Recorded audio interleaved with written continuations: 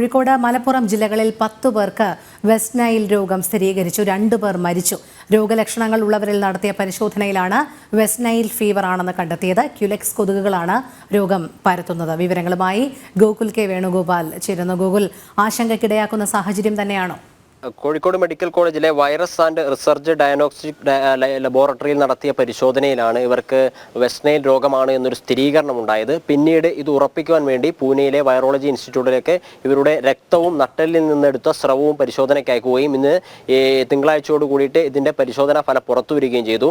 ഈ പരിശോധനാ ഫലത്തിന്റെ അടിസ്ഥാനത്തിലാണ് കോഴിക്കോട്, മലപ്പുറം ജില്ലകളിലായി 10ഓളം പേർക്ക് ഇത്തരത്തിലുള്ള വെസ്റ്റ് നൈൽ രോഗം സ്ഥിരീകരിച്ചതായിട്ടുള്ള റിപ്പോർട്ട് പുറത്തു വന്നത്. കോഴിക്കോട് ജില്ലയിൽ 5ഉം മലപ്പുറം ജില്ലയിൽ 5ഉം പേരാണ് ഈ രോഗത്തിന് ചികിത്സ തേടിയതായിട്ട് റിപ്പോർട്ട് പുറത്തു വന്നിട്ടുള്ളത്.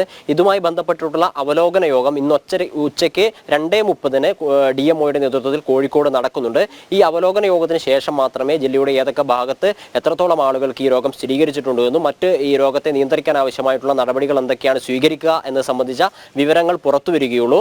10 പേർക്കാണ് നിലവിൽ രോഗം സ്ഥിരീകരിച്ചിട്ടുള്ളത്. ഇതിൽ മലപ്പുറം ജില്ലയിലുള്ള 2 പേർ മരണപ്പെടുകയും ചെയ്തിരുന്നു. ഇവർക്ക് കരൾമാറ്റ ശസ്ത്രക്രിയയുമായി ബന്ധപ്പെട്ട മാറ്റിവെക്കൽ ശസ്ത്രക്രിയ ചെയ്തതിനു ശേഷം വിശ്രമത്തിലും തുടർ ചികിത്സയിലുമായിരുന്നു. ഈ തുടർ ചികിത്സയിലുള്ള 2 പേർക്ക് ഇത്തരത്തിലുള്ള രോഗം സ്ഥിരീകരിക്കും, അവർ മരണപ്പെടുകയും ചെയ്തു. ഇത് തന്നെയാണോ ഈ രോഗം ബാധിച്ചത് മൂലമാണോ യഥാർത്ഥ മരണ കാരണം എന്നതിനെ സംബന്ധിച്ച വിവരങ്ങളും ഉച്ചയ്ക്ക് ചേരുന്ന അവലോകന യോഗത്തിൽ ഉണ്ടാകുമെന്നാണ് മനസ്സിലാക്കാൻ വേണ്ടി സാധിക്കുന്നത്.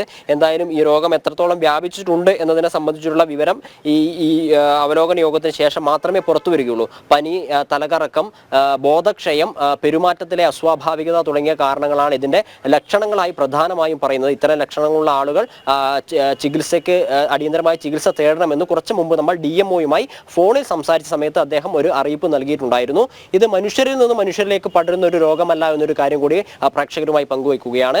ക്യുലെക്സ് കൊതുകുകളാണ് ഈ രോഗം പരത്തുന്നത്.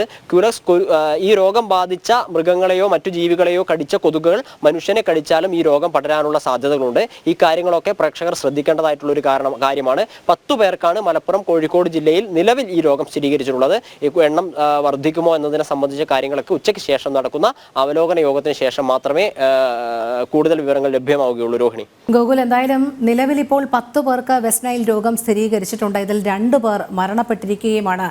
കാരണം ഗൗരവതരമായ ഒരു രോഗം തന്നെയാണ്. ഈ രോഗപകർച്ച തടയുന്നതിനെ വേണ്ടുന്ന ക്രമീകരണങ്ങളാണ് ഇനി ആരോഗ്യവകുപ്പ് കൊണ്ടുവരേണ്ടത്. അതെല്ലാം ഉച്ചയ്ക്ക് ശേഷം ചേരുന്ന അവലോകന യോഗത്തിൽ എടുക്കേണ്ടുന്ന തീരുമാനങ്ങളാണോ? ദ്രുതഗതിയിൽ എന്ത് നടപടിയാണ് നിലവിൽ സ്വീകരിച്ചിരിക്കുന്നത്?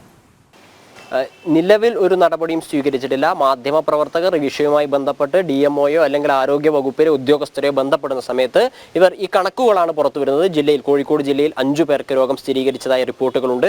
ഈ റിപ്പോർട്ടുകൾ പുറത്തു വന്നത് ഇത്തരത്തിൽ പൂനെ വൈറോളജി ഇൻസ്റ്റിറ്റ്യൂട്ടിൽ നടത്തിയ പരിശോധന അടിസ്ഥാനത്തിലാണ്. അതുകൊണ്ട് രോഗം സ്ഥിരീകരിച്ചു എന്നത് ആധികാരികമായിട്ടുള്ള വിവരം തന്നെയാണ്.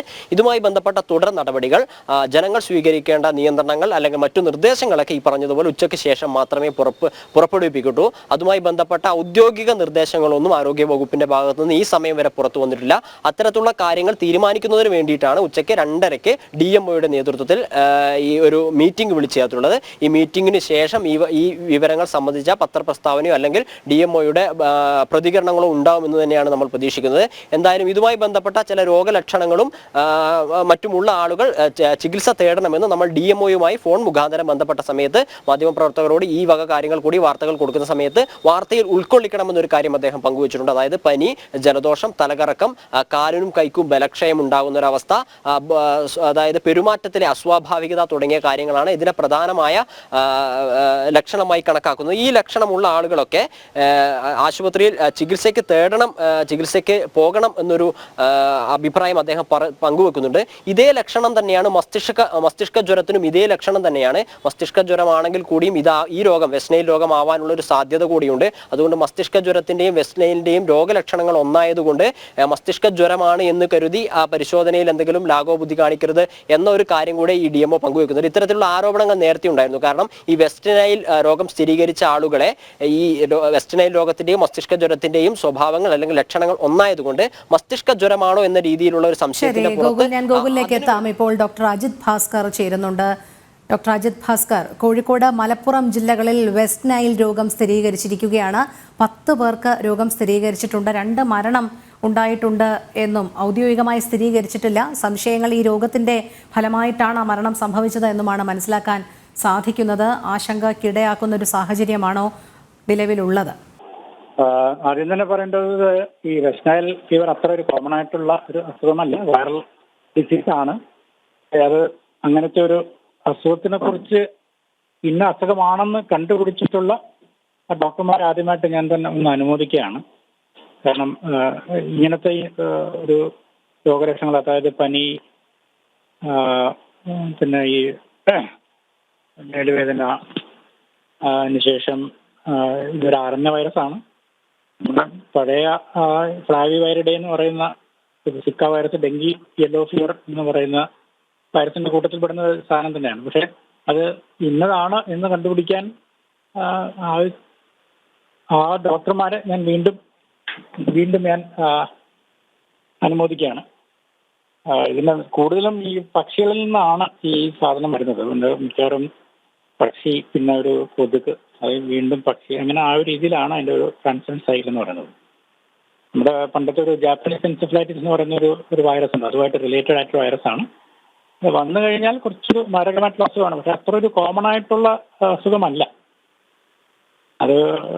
അതുകൊണ്ടാണ് ഇത് ഇങ്ങനെ കണ്ടുപിടിച്ചെന്ന് പറയുമ്പോൾ തന്നെ നമുക്ക് എല്ലാവർക്കും ഒരു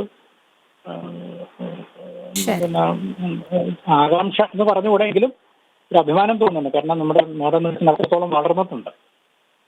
പ്രത്യേകിച്ച് ഇപ്പോൾ വൈറൽ പാനലൊക്കെ, ഇപ്പോൾ സാധാരണ ജലദോഷവും പനിയും തൊണ്ടവേനും വന്നു കഴിഞ്ഞാൽ തന്നെ നമുക്കിപ്പം വൈറൽ പാനൽ, ത്രോട്ടിൽ നിന്നുള്ള സലൈവ എടുത്തിട്ട് വൈറൽ പാനൽ ചെയ്യാൻ പറ്റും.